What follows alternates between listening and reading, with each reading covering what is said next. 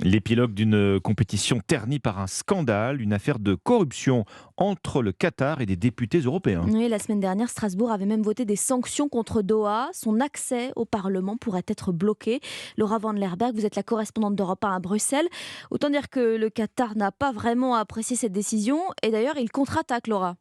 Oui, il prévient, cette décision aura un impact négatif sur la coopération régionale et mondiale en matière de sécurité. Il va même plus loin en menaçant l'Union européenne de réduire son approvisionnement en gaz. Et pour cause, le Qatar est l'un des principaux producteurs de gaz naturel liquéfié au monde.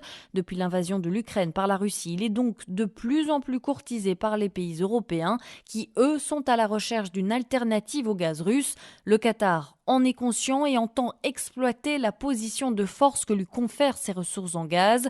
Objectif, envoyer un message à Bruxelles dans un contexte où la présidente du Parlement européen, Roberta Metsola, souhaite lancer des réformes pour rendre l'institution plus éthique. Laura Van Lerberg, correspondante d'Europe 1 à Bruxelles.